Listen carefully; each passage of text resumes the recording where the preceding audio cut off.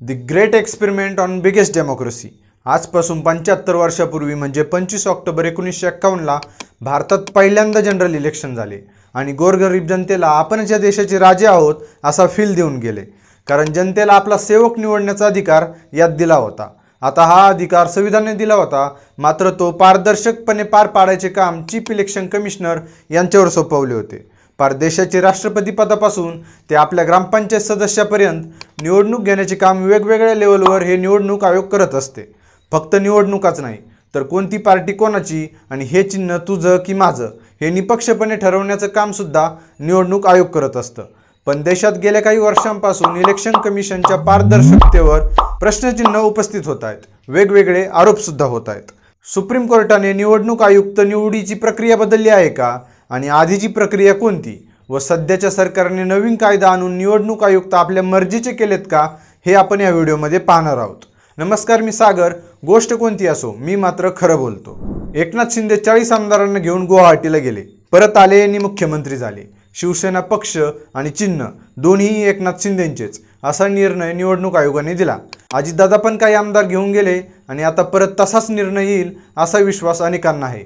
फक्त महाराष्ट्रातच नाही तर संपूर्ण देशात निवडणूक आयोग एकतर्फी भूमिका घेतोय व 2019 मध्ये भारतीय जनता पार्टीच्या प्रचाराच्या मुद्द्यात भारतीय सैन्याने केलेल्या सर्जिकल स्ट्राईकचा मुद्दा प्रमुख होता, त्यावर सुद्धा निवडणूक आयोगाने काहीच केलं नाही। त्यामुळे देशात निवडणूक आयोगामुळे अराजकतेचे वातावरण निर्माण झाल्याची चर्चा सध्या सगळीकडे होत आहे आणि असंच जर चालू राहिलं तर भारत देशात लोकशाही शोधूनही सापडणार नाही। आता तुम्ही म्हणाल की निवडणूक आयोग असं कसं करू शकतं, त्यांच्या हातात असं कोणतं ब्रह्मास्त्र आहे? तर ऐका, मुख्य निवडणूक आयुक्तांची व सुप्रीम कोर्टाचे मुख्य न्यायाधीशांची उंची समान असते, अधिकारांची उंची बरं का, नाहीतर एखादा मानायचा उंची मोजून नियुक्त केलं जातंय की काय। तर चीफ इलेक्शन कमिशनरची नियुक्ती संसदेच्या शिफारशीनुसार राष्ट्रपती करतात, पण ते आधी व्हायचं। नोव्हेंबर 2022 मध्ये सुप्रीम कोर्टात नियुक्तीबाबत पारदर्शकता नसल्याची एक PIL फाईल झाली होती। त्यावरून सुप्रीम कोर्टाला वाटले की खरंच यात काहीतरी गैर होतंय, म्हणून कोर्टाने सरकारला लवकरात लवकर पारदर्शक नियुक्ती होईल असा कायदा आणायचे सांगितले होते। कायदा आणूस तर सुप्रीम कोर्ट, प्रधानमंत्री व विरोधी पक्ष नेता यांनी मिळून निवडणूक आयुक्तांची नियुक्ती करायची असे ठरले होते।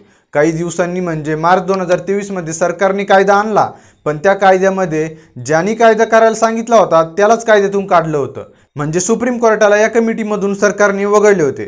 फक्त पंतप्रधान, सरकारमधला एक मंत्री आणि विरोधी पक्षनेता यांनी मिळून आयुक्त ठरवायचा असा कायदा सरकार घेऊन आलं होतं। आयुक्त निवडीच्या प्रोसेसमध्ये सरकारमधला मंत्री कशाला यावरून विरोधकांनी कडाडून विरोध सुद्धा केला।